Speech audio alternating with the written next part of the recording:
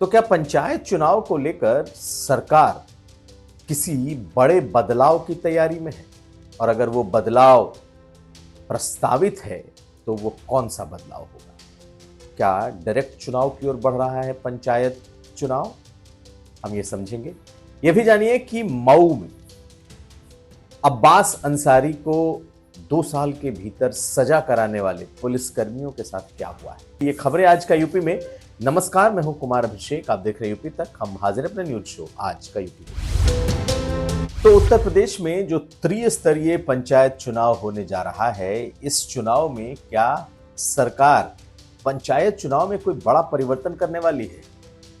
अगर ओम प्रकाश राजभर, जो कि पंचायती राज मंत्री हैं, उनकी माने या उनकी कोशिशों को देखें तो ऐसा लगता है कि जिस तरीके से नगर निकाय के चुनाव अब डायरेक्ट होते हैं, उसी तरीके से पंचायतों के चुनाव भी सीधे कराए जाएं। खास करके ब्लॉक प्रमुखों का चुनाव, जिला पंचायत अध्यक्षों का चुनाव। और अगर ये प्रस्ताव मंजूर हो जाता है, हालांकि इसके लिए निश्चित तौर पर संविधान संशोधन की जरूरत पड़ेगी कि जो ब्लॉक के जो सदस्य चुने जाते हैं वीडीसी, वो जो ब्लॉक प्रमुख चुनते हैं उसकी बजाय अब ब्लॉक प्रमुख सीधे जनता के द्वारा चुना जाए। उसी तरीके से जिला पंचायत सदस्य चुने जाते हैं और वो मिलकर जिला पंचायत अध्यक्ष चुनते हैं, उसकी जगह सीधा जिला पंचायत अध्यक्ष सीधे जनता के वोट से चुना जाए। इसकी एक बड़ी कोशिश उत्तर प्रदेश में दिखाई दे रही है। इसके पीछे की कई वजह है, लेकिन ये कोशिश कहां तक पहुंची है पहले ये समझ लीजिए। पंचायती राज मंत्री हैं ओम प्रकाश राजभर, और उन्होंने कुछ दिन पहले मुख्यमंत्री योगी आदित्यनाथ से मुलाकात की। उनके साथ उनके बेटे अरविंद राजभर भी थे, और इन लोगों ने बकायदा ये प्रस्ताव दिया मुख्यमंत्री को कि जिस तरीके से मेयर का चुनाव होता है, सीधे मेयर सीधे वोटिंग से चुने जाते हैं। नगर निकाय के चुनाव के नगर निकाय में पार्षदों के भी चुने जाते हैं, लेकिन पार्षद कोई मेयर नहीं बनाता, सीधा मेयर के लिए वोटिंग होती है। उसी तरीके से बेशक जिला पंचायत के सदस्य चुने जाएं, बेशक ब्लॉक बीडीसी चुने जाएं, लेकिन जो उनका प्रमुख हो, जिला पंचायत अध्यक्ष या फिर ब्लॉक प्रमुख, उसे सीधा जनता चुने। और ये डिमांड कई वजहों से की जा रही है, लेकिन पहले बताएं कि मुख्यमंत्री ने क्या कहा। अगर ओम प्रकाश राजभर की माने तो मुख्यमंत्री ने उनके साथ पूरी सहमति दिखाई है। यहां तक कहा है कि वो इस प्रस्ताव को केंद्र को भेज रहे हैं, और ऐसा ओम प्रकाश राजभर का कहना है। और अगर उनका ये प्रस्ताव मंजूर हो जाता है तो उसके बाद दिसंबर से लेकर फरवरी के बीच जो प्रस्तावित है अभी तक ये पंचायत चुनाव, फिर ये इस नए तरीके से हो सकता है। यानी कि पंचायत चुनाव में डायरेक्ट इलेक्शन, यानी कि गांव के लोग सीधे अपने जिला पंचायत अध्यक्ष या फिर ब्लॉक प्रमुख के लिए डायरेक्ट वोटिंग करेंगे। खैर, अभी यह प्रस्ताव के स्तर पर है और इसके लिए एक संविधान संशोधन की जरूरत पड़ सकती है, जिसमें केंद्र की भूमिका बेहद अहम होगी। लेकिन आखिर यह प्रस्ताव क्यों है? अगर आप थोड़ा सा बैकग्राउंड देखेंगे तो जिसकी सरकार होती है, दरअसल चाहे वो जिला पंचायत अध्यक्ष हो, ब्लॉक प्रमुख हो, ये सब के सब उस पार्टी के जिसकी सरकार होती है, अमूमन उनके द्वारा ही एक तरीके से चुन लिए जाते हैं, या यूं कह लें उनका प्रभाव इस तरीके से होता है। अब आप अंदाजा लगाइए कि उत्तर प्रदेश में 75 जिला पंचायत अध्यक्ष हैं, यानी कि जिला पंचायत अध्यक्ष की कुर्सी होती है। और अगर जिला पंचायत के सदस्यों को देखा जाए तो इसमें किसी पार्टी के स्तर पर यह चुनाव नहीं होता।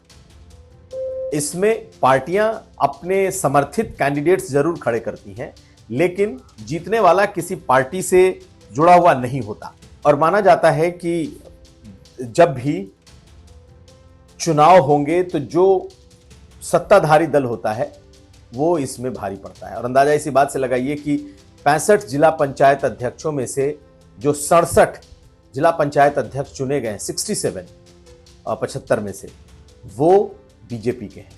लेकिन अगर यही डायरेक्ट चुनाव हो जाएगा तो उसमें ये सत्ता संतुलन, ये समीकरण बदल जाएगा। इसलिए क्या सरकार ऐसा चाहेगी? लेकिन सरकारें आएंगी जाएंगी, जो तरीका है, जो नियम होते हैं वो रहते हैं। अभी अगर हम देखें तो सबसे ज़्यादा तादाद में, या यूँ कहें लगभग बराबर बराबर, दोनों पार्टियों के जिला पंचायत सदस्य हैं, माने जाते हैं कि दोनों पार्टियों ने थोड़ा सा बीजेपी का ज़्यादा है। लेकिन जब जिला पंचायत अध्यक्ष चुनने की बारी आई तो फिर उसमें बीजेपी बाजी मार गई। जब सपा का वक्त था तो सपा उसमें बाजी मार जाती थी। इसमें सत्ता का प्रभाव माना जाता है। दरअसल अगर सरकार बीच में बदल जाए तो बहुत सारे लोगों के खिलाफ अविश्वास प्रस्ताव आ जाता है, या तो वो दूसरी सरकार के सामने सरेंडर कर जाएं, तब उनकी कुर्सी बचती है, और नहीं तो फिर अविश्वास प्रस्ताव लाकर उन्हें हटा दिया जाता है। लेकिन डायरेक्ट चुनाव में ये संभव नहीं है। इसलिए चुनाव में पंचायत के स्तर पर, ब्लॉक के स्तर पर भ्रष्टाचार को रोकने के लिए, खरीद फरोख्त को कम करने के लिए, क्योंकि कहा यह जाता है कि जब ये चुनाव होते हैं तो इतने महंगे अब होने लगे हैं कि इनके भी सदस्यों की खरीद फरोख्त होती है। जिस तरीके से मुख्यमंत्री के बनाने के दौरान हम लोगों ने कई बार देखा कि विधायकों की खरीद फरोख्त होती है, उसी तरीके से जिला पंचायत अध्यक्ष और बीडीसी के चुनाव में भी लगभग वही सिस्टम चलता है। तो ऐसे में ओम प्रकाश राजभर ने यह प्रस्ताव दिया है, सरकार भी इससे सहमत है सैद्धांतिक रूप से, लेकिन क्या ये अब लागू हो पाएगा कि पंचायत में डायरेक्ट चुनाव हो? इस पर नजर हमारी बनी रहेगी। लेकिन ये चुनाव माना यह जा रहा है कि दिसंबर से लेकर फरवरी के बीच में होंगे, और अगर इस दिसंबर से फरवरी के बीच में चुनाव होते हैं तो उसके पहले निश्चित तौर पर संविधान संशोधन या फिर राष्ट्रपति के किसी अध्यादेश के जरिए इस बदलाव को किया जा सकता है। अब नजर रहेगी कि इस बार के पंचायत चुनाव में क्या पंचायत स्तर पर डायरेक्ट चुनाव का नियम लागू होगा या फिर ये प्रस्ताव भर रह जाएगा। अब इस पर हमारी नजर बनी रहेगी और हम आपको अपडेट करते रहेंगे। एक दौर था जब मुख्तार अंसारी के खिलाफ अदालत में पैरवी करने की बात तो दूर, मुख्तार अंसारी के खिलाफ कोई एक शब्द बोल भी नहीं सकता था, और मुख्तार अंसारी के खिलाफ कई दशक तक, यानी कि 2 दशक आप मान लें, तब तक एक भी मुकदमा उनके ऊपर सिद्ध नहीं हो पाया था। वजह यह थी कि कोई अदालत जाकर पैरवी ही नहीं कर पाता था।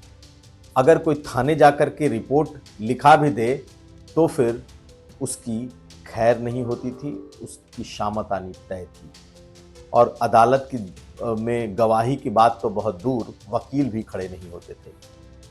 लेकिन वक्त बदला।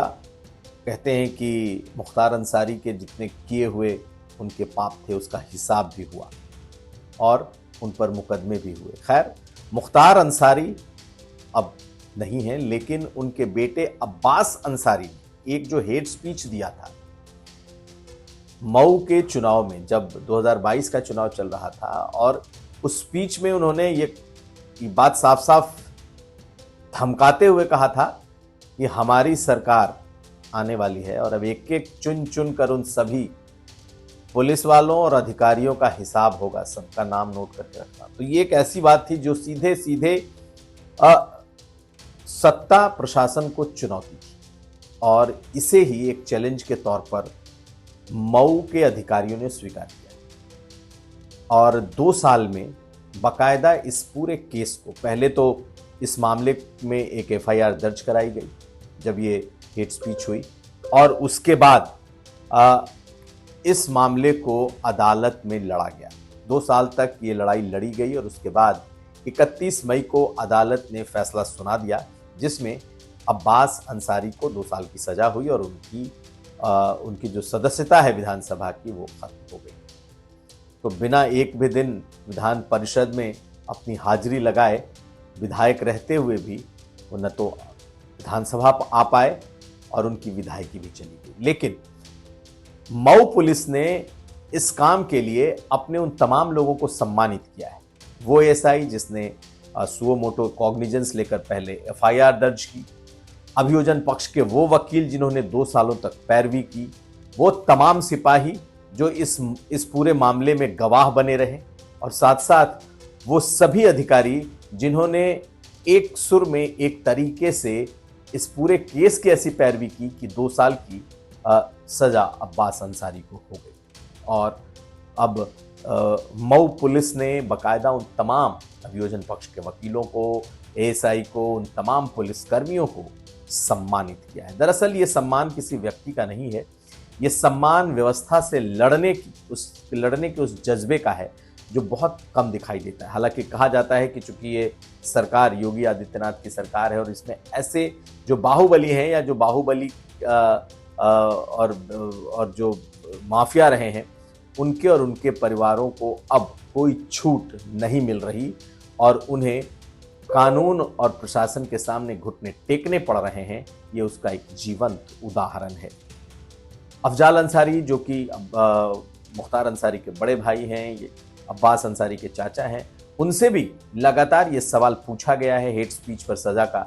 उन्होंने भी एक गहरी चुप्पी साध रखी है और इस सवाल पर कोई जवाब नहीं दे रहे। खैर, पुलिसकर्मियों को वो इनाम मिला है, वो सम्मान मिला है जिसके वो हकदार थे।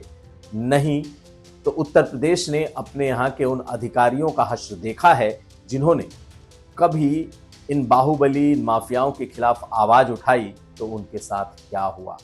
तो ये था आज का यूपी। हम कल फिर हाजिर होंगे। आप हमें दीजिए इजाजत। देखते रहिए यूपी तक। आपको हमारा ये वीडियो अगर अच्छा लगे तो इसे लाइक करें, शेयर करें और चैनल को सब्सक्राइब जरूर करें। धन्यवाद।